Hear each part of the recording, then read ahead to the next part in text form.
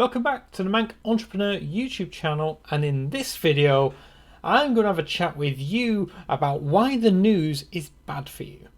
Now, around 7 to 9 years ago, probably the correct way of phrasing that, I would read a newspaper pretty much daily. I was at university studying politics as part of my degree, and a large part of that course meant keeping up to date with the political goings-on around the world. And back then, one of the best ways to do that was through newspapers and political editors writing articles in these newspapers. However, the reality is, for at least the past 4 years, I haven't bought a newspaper once for my own consumption. I mean, I probably bought my mum one if I was out and about, but I mean, I've not personally bought a newspaper within at least 4 years, probably longer. And I also don't watch the news very much, with the exception of when there's some sort of election going on. So with the referendum result and with Trump and Clinton and the general election here in the UK, I will watch the breaking coverage of the polls coming in on Sky News or BBC News or whatever. But day to day, I don't watch news channels and I don't read newspapers. All of my news largely comes from the internet in terms of Twitter or a few other sources which I trust to give me the sort of honest news. And Twitter is fantastic because you can often get reports from people on the ground at the place wherever the news is breaking who will give you the story as and when it's happening. And you often get it quicker than you would in a newspaper or a news channel because they've not had a chance to put their spin on it yet and decided if they want to cover it, and if they are, which side they're going to try and cover. Yes, the news is bad, in my opinion, for one of the main reasons is they're owned by a lot of companies who have their own interests at heart. And I totally understand that. As a business, you want to look after your own interests and sell more papers. However, each one of these industries and each one of these businesses will have their own agenda and their own ideals that they want to push.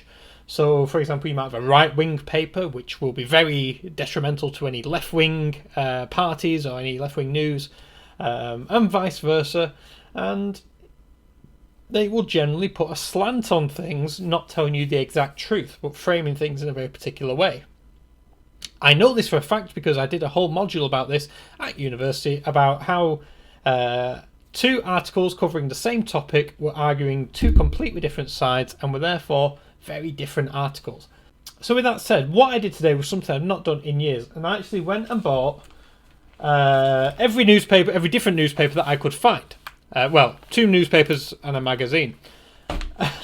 And unfortunately, I don't think they have naked ladies on page 3 anymore. That's what they were famous for, so that gives you an idea of how reputable they were as a news source.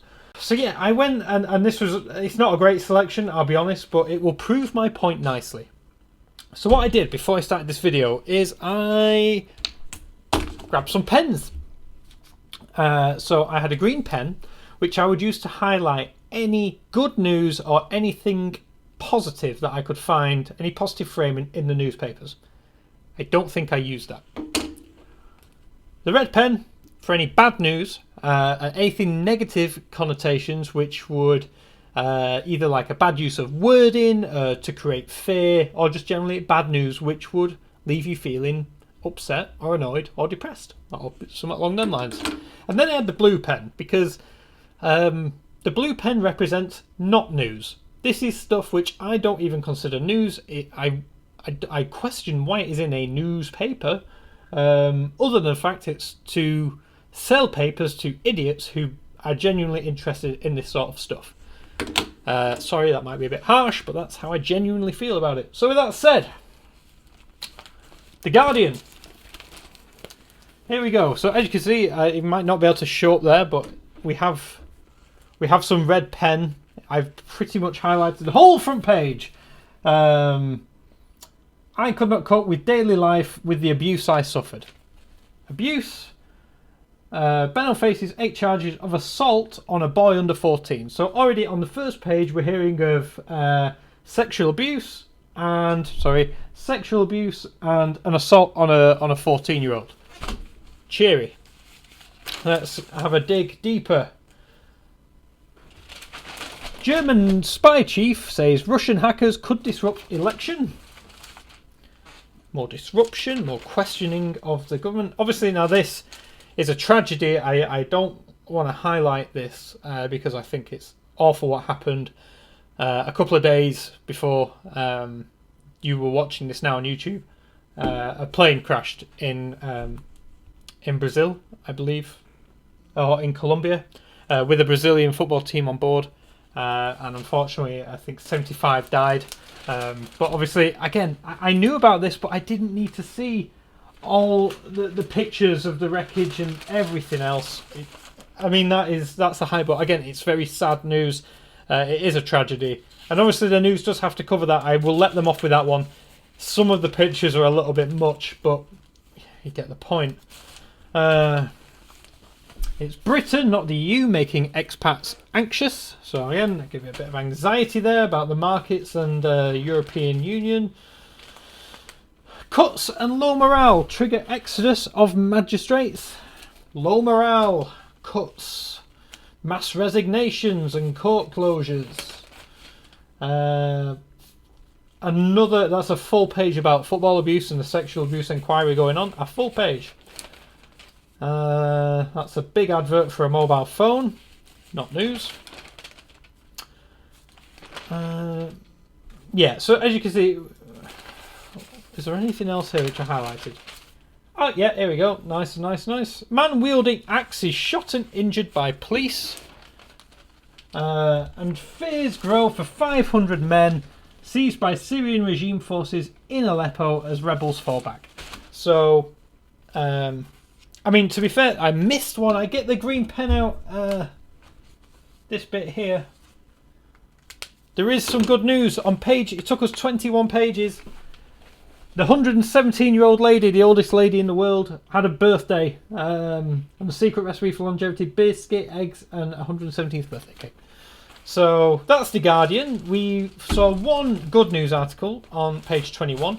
Other than that, it was all negative. On to what should we go with next? Daily Mail. Here's a nice one. Warning on UK's colossal credit binge. Big red one there. And then we have a blue one. We have a blue pen. Fancy bumping into your show because apparently Cheryl, whatever her name is these days, is pregnant. That's front page news, apparently. Who cares? Who actually cares? Classy from page 3. Something about how the ex-Prime Minister's wife is dressing. Sorry, there we go. Not news, but clearly Daily Mail think that is page 3 worthy stuff. Okay, here we go. Yeah, just in time. We have some not news on the other page, but I'm not going to cover that. Take a look at these. What police chief said to her colleague after exposing breast in a boozy row over implants. And then vegans' fury at Fiverr with traces of meat. That's fury with amongst the vegans because they've not had anything to be furious about in a whole day. Brexit chaos is UK voters' fault. Labour's secret plot to block Article 50. Now we're talking. Lots of chaos. It's everybody's. It's our fault, apparently. All of us. Another day, another hour-long queue at airport passport control. What have we got? Anything else in here? Oh, in case you didn't miss it, men live a healthy life longer than a woman in third of the UK. No oily skin, garish makeup, or unshaven legs. A rule for female staff at Dorchester. Not news. This whole page is just not news. It's rubbish. Oh, and here we go. Medical experts warning over Asperger's hacker. Hacker warning. You know, the US was not aware of consequences for his actions. Yeah, so that's... Is there anything else remotely interesting? A murder isn't something you do lightly, I can tell you. What a millionaire told a police officer after killing a £10,000 a month escort lover. I didn't go this far previously, but that is a red one. Murder. Daily Mail. Thank you. And finally, this. This whole page is pretty much blue, not news. That same story about a police...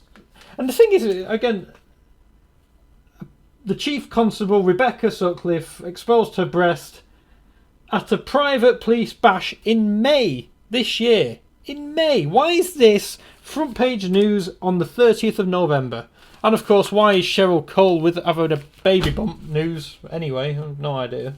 Like no one's ever been pregnant before. Boris in illegals amnesty.